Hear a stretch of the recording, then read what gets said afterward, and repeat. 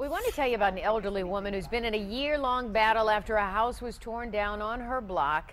She says the job wasn't done right. After reaching out to City Hall with very little results, she turned to our own Ronnie Dahl. And Ronnie joining us live from Detroit's west side. Ronnie, how are you helping? Well, contractors are being paid millions of dollars to fight blight in the Motor City. That's taxpayer money, your money. And some of that money was used to tear down the house that used to sit on this lot. For Linda Cannon, the problems aren't over, though, once the house was torn down because of what was left behind. I mean, this shouldn't be here. And should your yard really have rocks like this? Linda Cannon takes pride in not only her home, but also her block. We sweep the street from one end to the other. We clean the curves. We cut the grass. She doesn't let health issues hold her back. I mow the lawn with a cane and I cut bushes and all rake leaves, you name it. When the abandoned house next door to one of her properties was torn down, she was excited, happy to see progress. Even bought the lot in the city's highly promoted side lot sale. Then she got a good look at the land. It's just a lot of debris in there. It's not anything anyone would want their kids playing on or walking in bare feet. I can't plant flowers. It tears up my lawnmower blade. It's no good. It's bad soil. It has 2x4s. It has glass, rocks, sticks. According to the Detroit Building Authority contract, topsoil must be free of pulverized building materials and construction debris. Think that includes bricks and boards?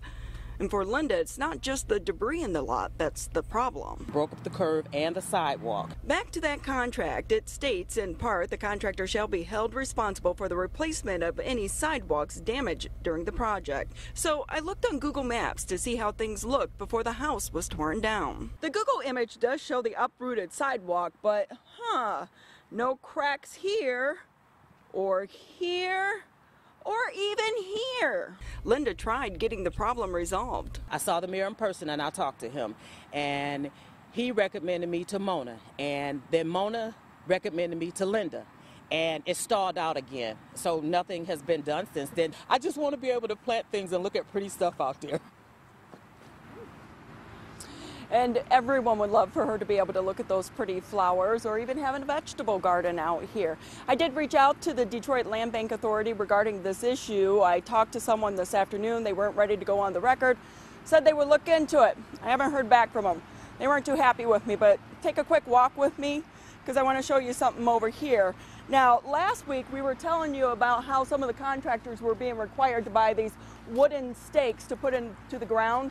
$8 a pop. Keep in mind that's your tax dollars. And it was to make sure that the safety barrier was secure on the wood stakes. Well, guess what? We were out here today and the netting was up, or not up. The wood stakes were in the ground. The netting was not up. So that made us wonder, well, what good are those expensive wood stakes if they're not attaching the safety netting properly? According to the contract, securely attach barrier fence to stakes using heavy-duty cable ties. Yeah. Minimum of 4 locations. Right. Do you have any ties? Yeah, I'm gonna put them on there after I get to putting the fence back up. Oh, okay. Why didn't you guys do that the first time? Well, I wasn't at this hall. This is my first time here.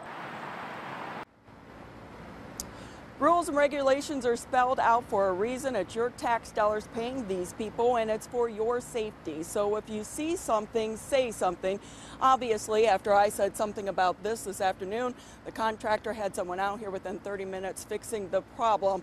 And of course, inspectors are supposed to be looking after the work done by the contractors. If it's not done properly, they're not supposed to be getting paid. For now, we're live on the city's west side. Back to you. Takes someone to take notice, like you, Ronnie. We appreciate it.